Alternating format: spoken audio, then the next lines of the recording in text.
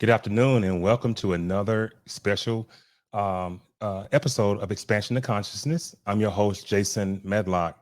And I tell you what, over the past month and last several weeks, we've had a number of interesting guests and people who bring different perspectives on consciousness, people who are speaking about how to use different modalities to increase your awareness, to increase your mindset, and even to be in touch with your spirit guides, to be in touch with Source Himself.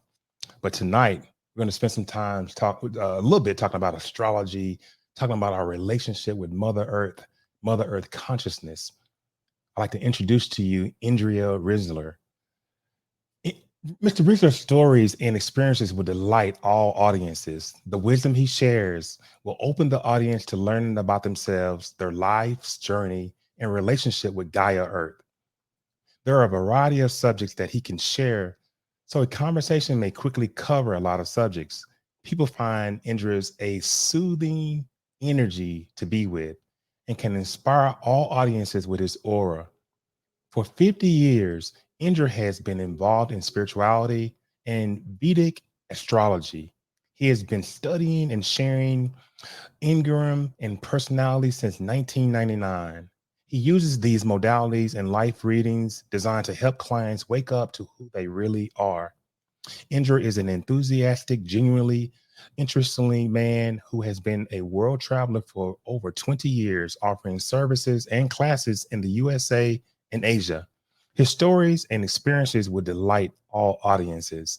And without any further ado, we're going to bring on Indra right now. Hey there, Indra. How you doing? I'm good, Jason. Thanks so much for having me today. I look forward to talking with you, A great sharing with you. conversation. Yes, a great conversation we'll have. We're going to talk about Mother Gaia, astrology, spiritual life, things that people can do to find happiness, simple things, but understanding that all of these things are right at our fingertips because they're right inside of us. And I'm excited to have you on the show today. Well, I'm excited to be here. Yeah, they're already here. It's nothing we have to bring. There's nothing to get. We don't have to learn anything. It's just mostly about getting this stuff out of the way that's inhibiting our ability to be able to live in the joy that's already here. I like to say the solution is waiting for the problem, and the peace and joy and the love and harmony are already there. It's just we block them coming by the stories that we believe, by the thoughts we have, by the sometimes actions we take, and that's a spiritual path. That's being alive. That's just how it goes. Yeah, that's it. There's nothing else. I mean, that is it. So Indra, everyone has a story. Everyone has a background on what started them. What is your personal spiritual healing journey, and how are you able to lead to study and to share astrology and Enneagram of Personality? How are you? What prompted all of this? Well, I mean, what prompted it, I can't say. What happened in the body was I was mathematical as a child, and I can't say that I did great at school. I mean, I did really good, but I didn't really. I wasn't on the same wavelength, really, and as I became into my early 20s and started, I had the situation that my parents had both died of natural causes. My mother died within a week and a half of graduating college, and my father died 2 years later, and I was not 25 and set into the world free. And so the thought came, well, I needed to start doing something. And then the thought came, well, the better path would be to get happy. to find yourself. We use different words in the 70s, but it was to work on the direct of getting happy and then figuring out what I want to do from there. So the spirituality started in my I don't know, 25, 24, Mhm. 25.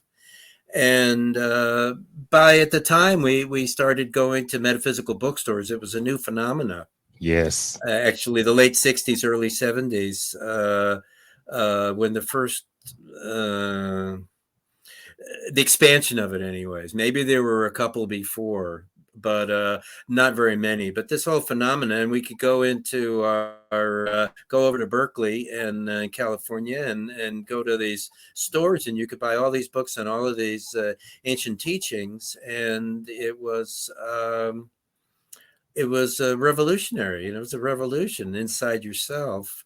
And so that's what I started doing, was reading and studying, and one thing led to another. I lived in an ashram for 20 years, raised my kids in this ashram spiritual community, and then left that behind. Started traveling the world. I was a world traveler. I only spent one winter in the U.S. since '98, Oh, wow. plus the COVID years. I got back 2 days before everything closed down, March 15th, 2020, and haven't been on a plane since. But up until then, from '98 to 2020, I'd only been in the country one winter, and I had been to 56 countries. I was a trader. I imported handcrafted items to sell to stores, wholesale to stores, for 12 years, and was able to travel everywhere, and was looking for third world cultures that made cheap handcrafted items: India, Nepal, Thailand, Bali, Vietnam, Guatemala, Turkey.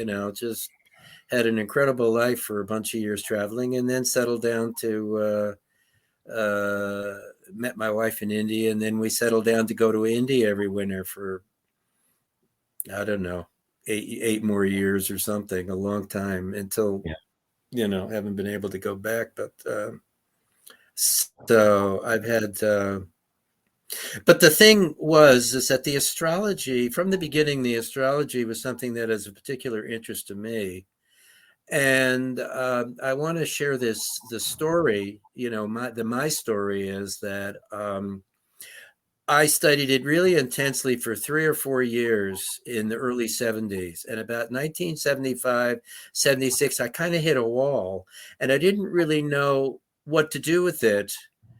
Um, I wanted to make it, quote unquote, mine, Hmm. but I wasn't really mature enough to be able to know what that was, Right. how to do it. And so I dropped the astrology story for 20 plus years, had family, lived in an ashram, had a guru. And then as I'm leaving that, it comes back and knocks at the door, that I have this feeling that what they call the midlife crisis, the 40s, when you make the changes, that I think a lot of people get back to their 20s, that they go back to things that they left when they went on the tangent of, not the tangent, but the whether it was the household or family life, or the corporate job, or whatever it was. You kind of, when you have that midlife, you kind of get back to your 20s. And so I kind of got back to astrology, and met the Enneagram of Personality at that particular time. And it was a tremendous catalyst for me. And I met a teacher who taught me how the two modalities work together. And it still was 10 years before it really now was time that all this stuff had matured enough that I had my own ideas, which weren't really my ideas, but that had been given to me by the by the teachers, by the gurus, by the masters. And they were the intuition to say, well, what about this? And so I spent many years trying to not really buying. It was easy for me not to buy into what everybody said about those modalities. That was easy, and that I had to get quiet in order to be able to hear my own voice, my own inner voice that goes back to this mathematical kid who wanted to know how the world worked and wanted to understand people and help people and ultimately to help people and came up with these modalities that are, I call it, the approach is science and intuition, that you get the you get you it places you in your life, that the astrology places you through the planetary energies and the houses that they're in. You get an understanding of yourself, and through the Enneagram you get your well, for the astrology you get your strengths and weaknesses, and through the Enneagram you get your core triggers. You understand your personality, group personalities, that your personality is one of 9, and that it's not a box, it's not the box you in, but it's to give you the box you're in order to be able to get free of it. And so by helping people to place themselves in this life, especially people who don't really understand themselves very well, they don't understand who they are, they don't understand what they believe, they merge with other, conditioning is an issue, and so they get confused. Is that what I feel, or is that what my family feels and I should feel? And so people spend 20, 30, 40, 50 years figuring this out. And so these modalities are really helpful for those people. And I'm giving them information, and the process is all theirs. It's nothing that I'm doing. So the Enneagram, what is the Enneagram of personality? So And the I know you're speaking on it a little bit, but how can it help people in their personal growth? So the Enneagram of Personality is a teaching that's about 60 years old. The Enneagram is a little over 100 years old. We have no idea where it came from. A teacher brought it and never said whether he made it up or he got it. It was a particular mysterious teacher, Gurdjieff, if you're familiar with him. Some listeners may be, but he's not high on the radar now. But there are people that will hear his name and smile. Then 60 years later, somebody decided to put it's a combination of 3 geometric shapes that have an attunement, a sacred geometry with each other, and that they create 9 points. And you can put anything at those 9 points. And then a teacher, separate from Gurdjieff, put personalities at that points, and it became that it's the 9 personality types. That it's not just a typing system, but it is the 9 personality types that particularly relate to the Judeo-Christian tradition, the ideas of the cardinal sins, lust and gluttony, and gluttony's the 7, and lust is the 8, and these got framed. And the thing is that everybody has one of them at their core, and it's their lens that they navigate life. It's a on the low side, it's the stories, the triggering stories, and the insecurities, and the places you're vulnerable. And on the high side, it's our skills and our gifts that we give to other people. And by understanding which story is at our core, the lens that we use for this particular life, it helps us to objectify the behavior in order to be able to release it. That's real interesting. And, in other words, a map to understanding the type of personality you have. Absolutely, it's a map. And like astrology, it's a map or a guide or a tool. I mean, I can't distinguish between map and tool. To me, it's the same. It's the same word. So you've gone on this spiritual journey and you've lived in the US and India, but I'm in particular because we know India is a high vibratory country, high frequency, high vibration. What was it like to go on a spiritual journey in India? Well, the spiritual journey in India starts when you get to the airport before you've flown anywhere, and we used to call it an e-ticket. That was when Disneyland opened. They had an e-ticket. That was the you only had a few of them. They were the most special ride, and India makes no sense from here, and the West makes no sense there, and it's a timeless. Integrated, chaotic, uh, spiritually ripe Yeah. environment that I mean, ultimately, what is consciousness? Yes. What is love? What is India? It's like, I don't know. It's like it's it's incongruous. It's the greatest, highest divine experiences and the most garbage anywhere. It's chaos. It teaches you. So what happens is it breaks down all of your defenses and your understandings and your emotions and everything, and it just counterintuitively, it just gets you every moment of every day that that you're people don't, you in your mind you're going, people don't live that way. Well, they do here. We don't do that. Yeah, we do. And it's so it breaks you loose. And my experience of going there the first time in 1986 was that it was a remembrance, not a it wasn't like it was new. It was new to Indra, but it wasn't a new experience, and it was a remembrance. And I'm not the mystical one that has all these shamanic trips or anything, but it was just this feeling of, I remember living this way. I remember this consciousness. I remember being here.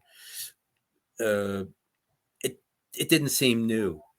Mm, wow. And I rack my brains at times just trying to understand just the entire spirituality, the metaphysical world, and how all of it comes together. And you just mentioned consciousness. What is consciousness? Where is our consciousness coming from? Is it beamed in? Are we thinking it ourselves? And I tell people, our consciousness is not local. Is our consciousness is beamed in. It's Christ consciousness. And but it's interesting to grasp the understanding of the spiritual nature of things. What's your take on that? Well, I mean, it's the thing is, it's you can't understand it with the mind, and you can't grasp it. That's the thing about it, is that it vibrates. I was just reading about this yesterday. Mhm. Perfect, lead in. I told my wife, but I didn't tell you. But somehow you've come to the same. You brought the same moment. But the thing is that it vibrates at a level is that you can't see it, and you can intuitively feel it, but you can't fast food it. You can't. It's not tangible like the physical plane life is. It's the whole thing about it is that it vibrates at a different level, and it's the consciousness is actually the medium. It's not actually, I mean, maybe it's a state. I'm not saying that I can say this 100%, because it's a little bit bigger than me, but it's the medium. It's consciousness is it's the it's like film in a movie. Mm. It's And something that's there that's being used as a medium to transplant thoughts and information to. yeah, it's like soil for a plant. Yes. It's the medium it grows in, and so this spirituality, this higher vibration, grows in consciousness, and there it is understood, and there it can exist, but it's not something that's visible. And Right. so it um, it befuddles the mind because it's not of the mind, and and Exactly. and it's nowhere you have to go to get to, because it's already here. And like I said before, you got to get your blocks out of the way, and then you'll see that it's already there. I like to say we're already enlightened. It's just we got to get the percentage a little higher. Exactly. Let's take a look at this right quick. What do we know in this life? How can we find answers? Ladies and gentlemen, this is Indra's website. It talks about astrology. Uh, it talks about the wheel of totality. I'll let you go into, your own masterpiece, but tell us about your website and tell us about all the wonderful things that you offer people. Well, as I say, what came to me was that and these were bits and pieces. It's like the 1,000-word puzzle, and it's like you don't get all the puzzle at the same time, and they're initiations. I don't know if you ever use the word initiations, but it's initiation that had a teacher that used the phrase dharma doors. That's a Mhm. Buddhist term, that you get to a plateau, and then you go through the door, and then more insight comes. And so I feel in the last years, in the last 5 years in particular, it feels like when new insights come, that it's like I'm ready for them now. It's not so much earning. That's a human, idea. It's not so much earning, but it's like you get it because you're ready for it, because you sort of graduated to be able to understand it. I had a teacher that, it's like we can't really understand uh, uh, these highest level teachings until we're ready. And so Yeah, I that's use true. these modalities. I call them science and intuition, the Enneagram of Personality to know your core triggers, the Vedic astrology to give you your strengths and your weaknesses. I was given this totality, the wheel of totality. I've given this modality, the wheel of totality, which gives us our blind spots or places of ignorance. Hmm. And it's a map of consciousness it's the empty houses in astrology that we mostly don't talk about. When you get a reading from a teacher, you're going to get they're going to, not a teacher, from an astrologer, they're going to tell you about the houses where you have planets, but the empty ones also contain awareness, and they're your blind spots that we don't normally start working on until we're 50 Yes. or Yes. into the 50s, because your deficiencies are not something you work on in your 20s and 30s. You build up your ego in order to feel secure, and you build up an identity, but your deficiencies are not really, you don't really start looking at those really deeply until your 40s. And so these, where you have empty houses, the awarenesses where you have empty houses, we don't start working on those blind spots until close to 50. And so it's a tool to let people know what it is that what they don't have, what they don't get. Right. Okay. In the yugas, what is the yugas? Placing ourselves in a longer humanity cycle. So the yugas is an Indian term. It's the cycle of ages, and the Greeks had it: the Golden Age, the Silver Age, the Bronze Age, and the Iron Age. In India, they're called yugas, and there's four of them. And there's, of course, complete disagreement about how long they last. There's general agreement on what they mean and what they're like, but there's complete disagreement about how long they last. And most of India believes that we're still in Kali Yuga, which is the densest age. And it's maybe a term that you and maybe some of the listeners have heard. Kali Yuga, it's a term. But I had a teacher that believes that we're in Dwapara Yuga, the second age up, not the second highest, but the second from the bottom, that we've left Kali Yuga. And what everybody talks about, the chaos we have now, is not Kali Yuga, but it's the death dance of Kali Yuga. I call it the dinosaur dance. The death of the dinosaur. That the Kali Yuga is the densest age, and so new ways are coming. We wouldn't have had this conversation 60 years ago. Mm. Certainly not in a podcast. Right. So this Exactly. is the nature of the changing age. And where the Dwapara Yuga, he says, is a 2,000-year cycle, of which we're only 120 years into it, and I Facebook a post one time of a woman sticking her belly out, which you can't see, saying I'm 5 months pregnant. I mean, 5 weeks pregnant, with all this joy. And it's like, if you take the 120 years and you put it into 2000 years, it's like 2 weeks. And it's Right. like, we don't even know we're pregnant yet. And so everybody's saying, well, why, we're still in Kali Yuga. It's still chaotic. And it's like, we don't even know we're pregnant yet, So like, it's just give it some time. But the growth we've had in the last 100 years, the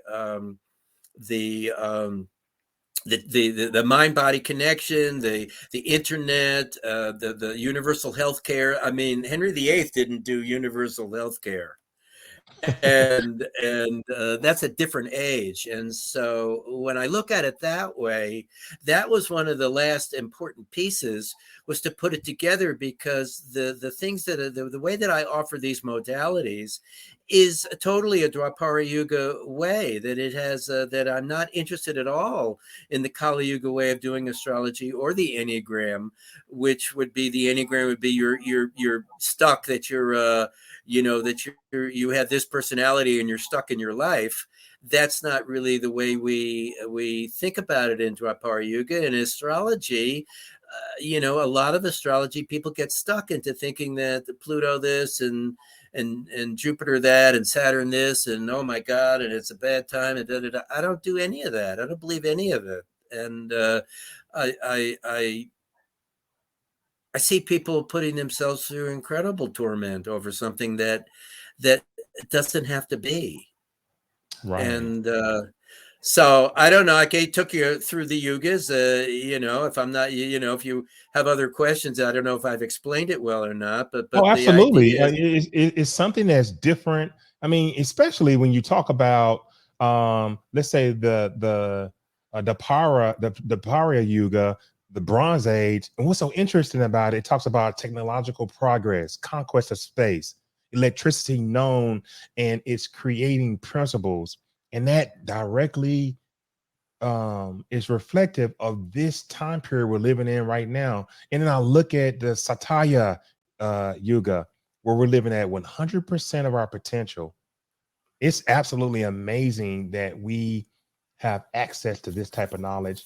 We don't know, like you said, we don't know where this knowledge came from, but maybe it was downloaded, or someone had was able to pick it up in a channeling session. But this is absolutely astonishing information.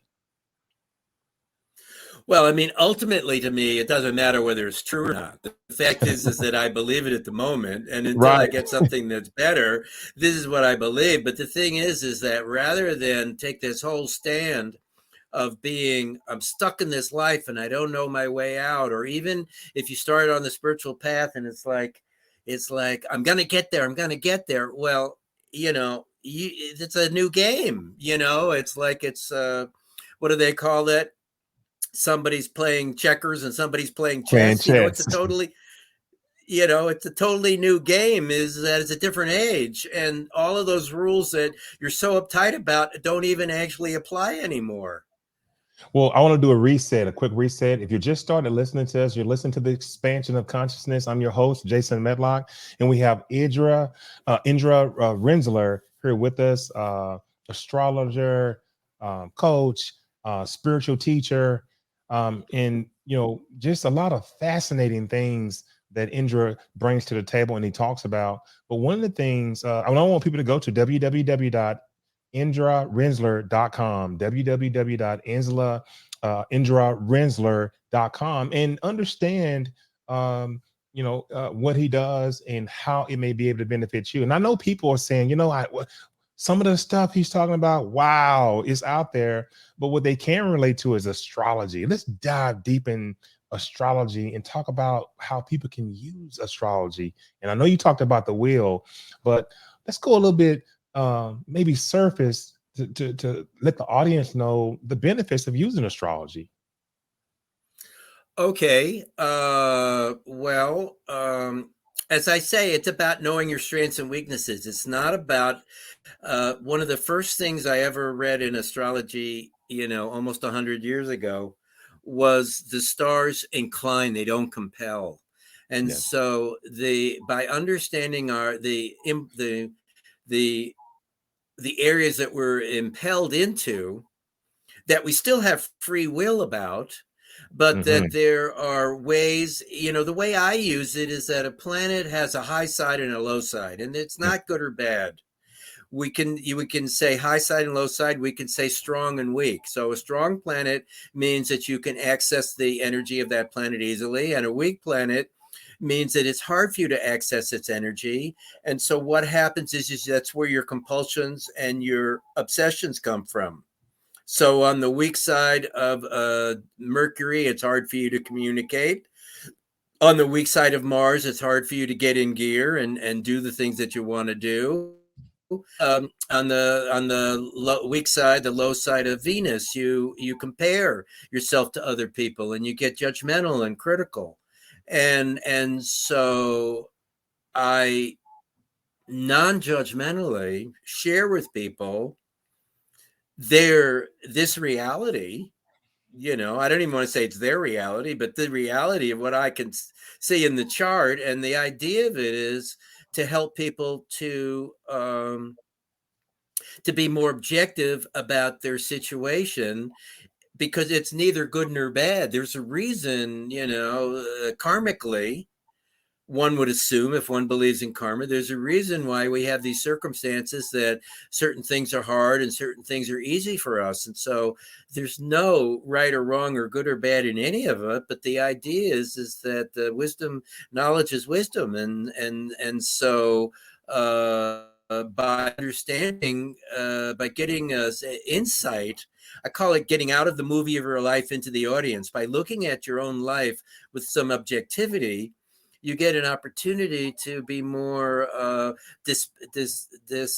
disconnected, dispassionate to your own story, and then you can start to laugh and see your own story in a way that you can get some distance from it. And so maybe you're going to ask me this, maybe you're not, so let me just share it with you. But at the end of a reading, I like to say, people say, well, this is great information. Now, what do I do with it? Maybe this is your question, Jason. So people say, well, now what do I do with it? And so I came up with what appeared to me was this idea of the 4 doorways to conscious living. And so the Oh first my doorway God. is I was about to ask you about consciousness, and go ahead. Go ahead. You know what? There's a deep connection here, because that is amazing. But go ahead, Indra. okay. So the first doorway is you have to learn to observe. And that means you need to Mm, watch your own behavior. You need to watch your own thinking. You need to watch your behavior and your thinking to other people's behavior and thinking. And you need to get out. You need to get some non-attachment to what's happening in order to get out of it, in order to have some objectivity. Okay, you learn to observe. And then the second doorway is then you let go and release what doesn't serve you. Okay, so now I'm going to read you a quote here. Letting go involves being aware of a feeling, letting it come up, staying with it, and letting it run its course without wanting to make it different or do anything about it. mm, It means simply to let the feeling be there and to focus on letting out the energy behind it. When letting go, ignore all thoughts. mm. And so this is from a book called Letting Go by a man that I really respect a lot, that I've been sitting with a lot the last couple of years, the COVID years here, is David Hawkins. I don't know if you've ever heard of him, but I have he's heard of David. Yes. yeah. So this is a quote from him. And so the second doorway is to letting go and releasing what doesn't serve you, and understand that ice cream may serve you right now. Being not meditating may serve you right now. Being abusive may serve you right now. But when it doesn't serve you, and then let it go.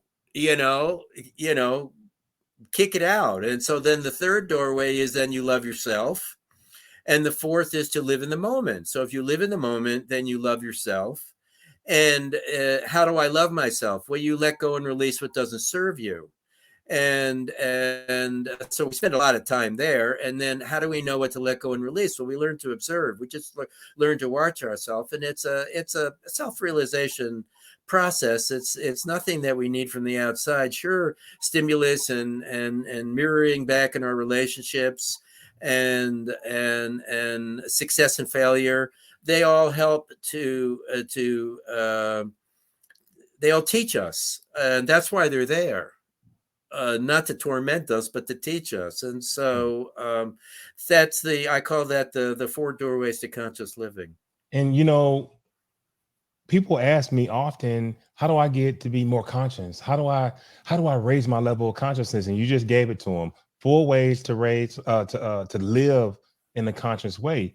And when you begin to elevate your consciousness, exactly what you're talking about, your awareness of exactly who you are in your place in this cosmic maze just starts to become clear to you.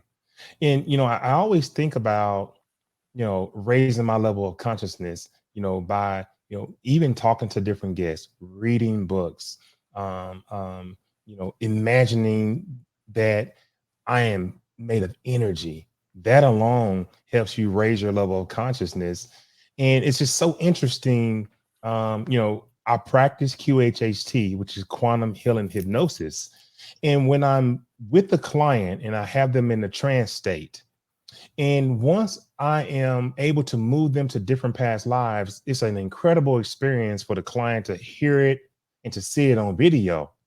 But when I bring forth the subconscious mind and it starts to speak about the client and the situations that they're dealing with and how to fix it and bring forth healing, the level of consciousness that comes from those type of conversations is absolutely mind-blowing. And we talked about living here in this third dimensional construct in this physical world, but understanding that dimensions past this third and fourth dimension, they're not solid, they're non-physical. And just to understand that and accept that, your consciousness is raised even more than you would ever think of. Absolutely, yes. And there's you don't need a manual.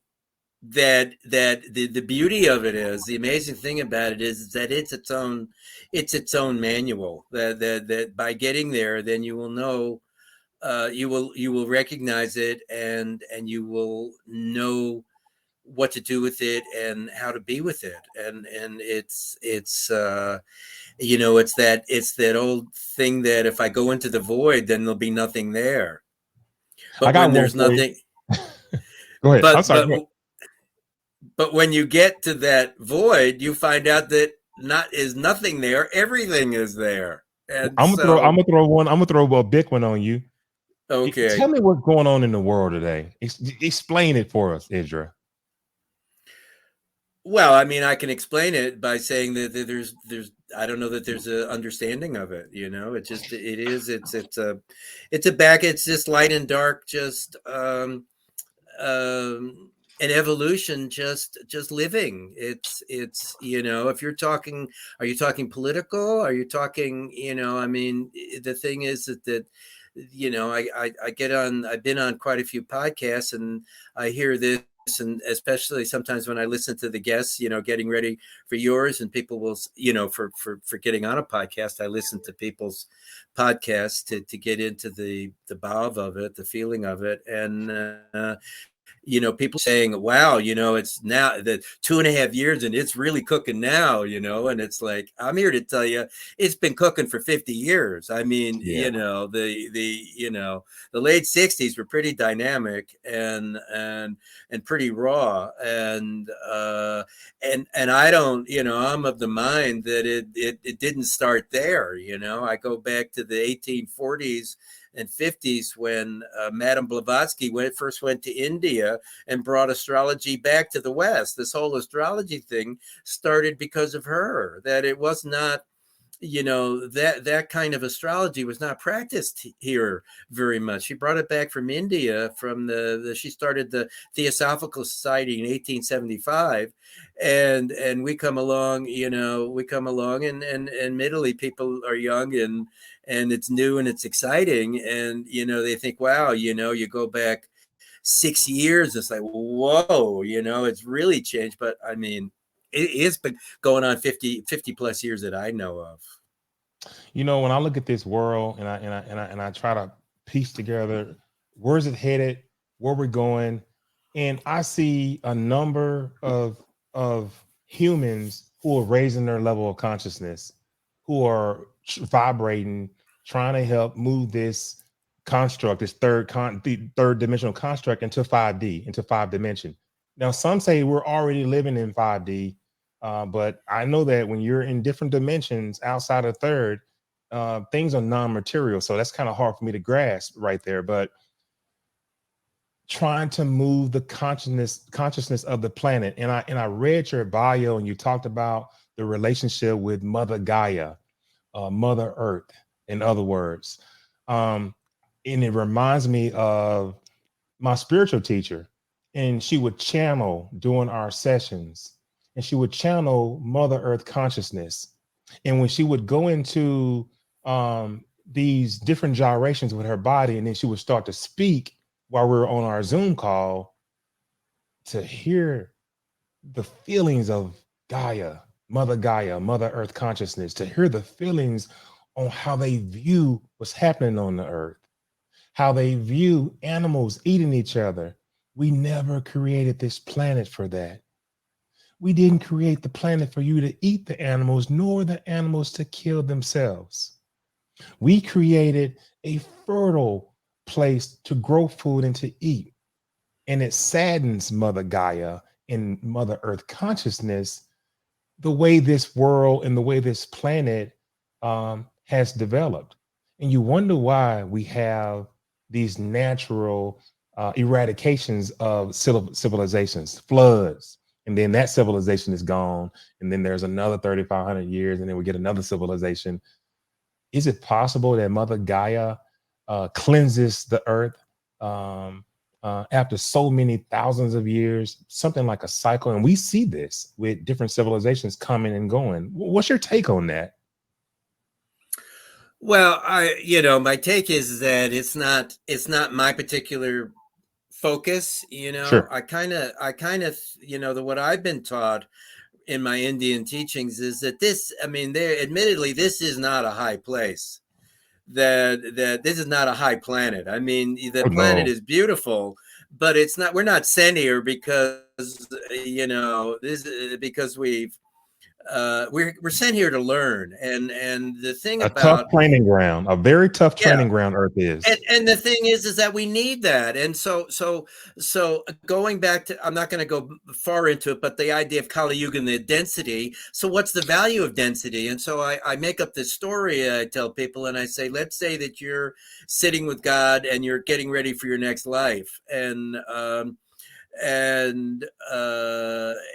he says that last life you need to learn something, so now you're going to be, this is going to happen. And it's like, well, I don't get it. Why? What do you mean I was jealous? What are you talking about? I'm just a astral being just having a good time. What are you talking about? Well, when you get into the body, and your ex-partner is walking away holding the hand of your best friend, you get a feel of that you don't get any other way. And I'm of the mind to believe that because I've experienced it, is that sometimes that's the only way we learn. And so I don't see it as good or bad. I just see it as a training ground, that it has its purpose, and that will and I remember I was in Asia when the North Korea stuff with the bombing was going on. They were going to Hmm. bomb, and I was pretty close, Hmm. and I got to the place pretty quickly with, if they're going to blow up the world, let them blow up the world. I don't Yes. want to lose peace over it. You know, Yes. I don't want to. I don't want to buy into it. And if it happens, it happens. Is it good or bad? I don't know. It's above my pay grade. I don't really care. But it's the thing is that so I'm not personally much into these stories. I keep it pretty simple. That by helping by growing myself, I can touch anybody that I touch is helped, and it's not me. It's not me doing it. It's not my energy. It's not my wisdom. It's not, maybe Right. it's my experiences.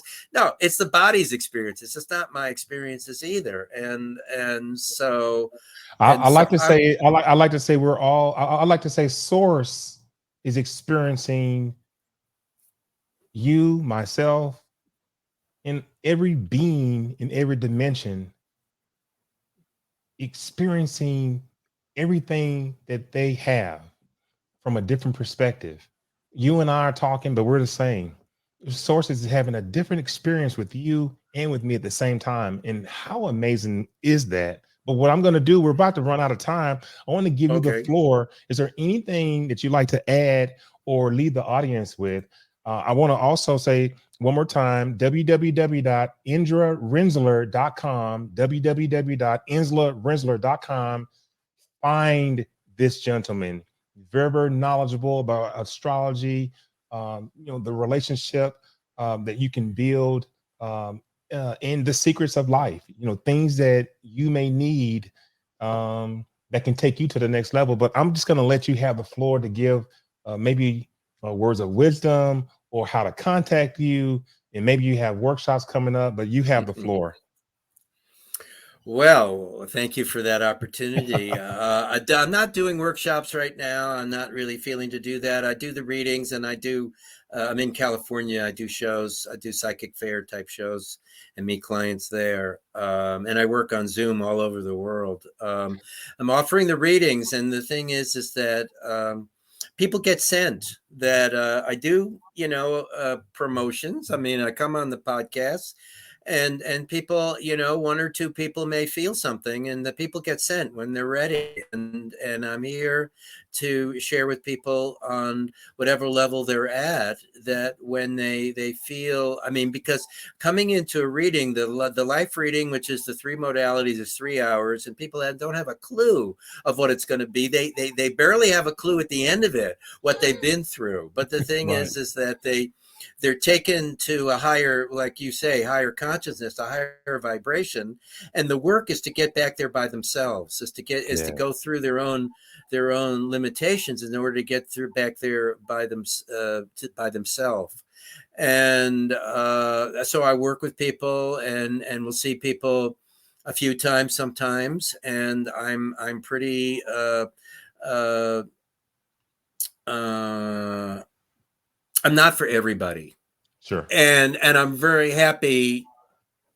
I'm neither happy nor unhappy in I that. know what you mean. I know what you mean. So what I do want to share with people is that I do an offer on the podcast that if anybody's interested, I will send you your Vedic astrology chart for free. I may make a couple of comments. It's not a reading, but if you want to see the chart, it's different than the Western astrology chart, and I'm not going to go into the differences. But if you're interested and you've always wanted to know your Vedic chart, well, I can send that to you. That's free. You have to send me 3 pieces of information. You email me at my email, indrarinzler@gmail.com, date of birth, time of birth, and place of birth, Okay, and I'm I gonna will send send you. you I'm gonna back. send, and I'm gonna send you my stuff. I'll make sure I get you my. So Okay, so then I will send it back to you. And then the second free offer is if you're interested in the learning your Enneagram number, I will send you a free test. That's about 5 minutes. Or maybe 10 minutes, and some of you will be frustrated, but most of you will figure it out, and it's a place to start. If you're interested in that, that's free. And then also just write me and let me know you want that. And so I offer those to people. It's a dynamic time. It's a changing time. There's a lot of distractions out there.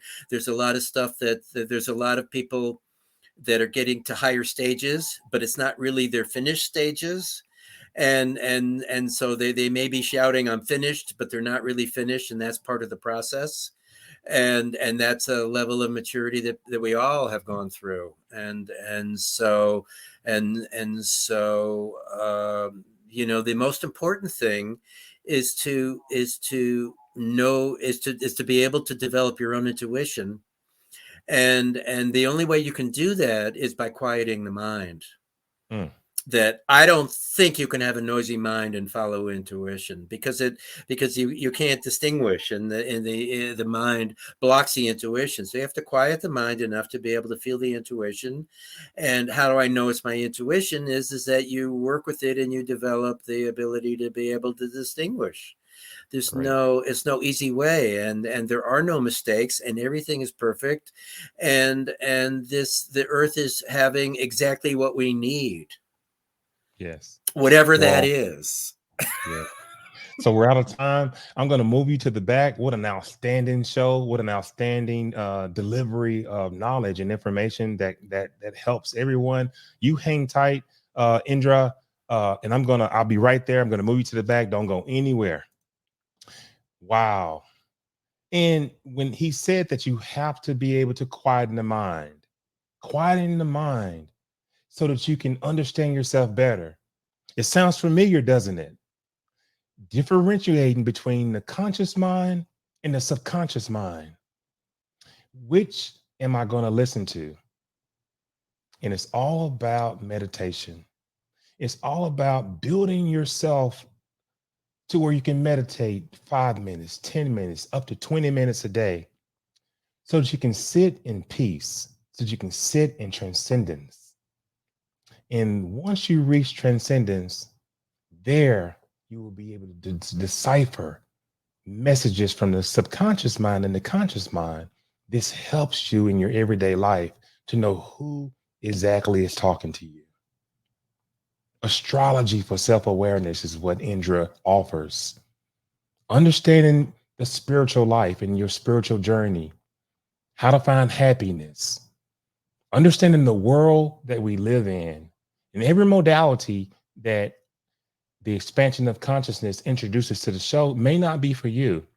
But then that one person that comes on helps you unlock the key to your life. What an outstanding show. I'm Jason Medlock. I'm your host of Expansion of Consciousness. We'll see you the next time. We love you.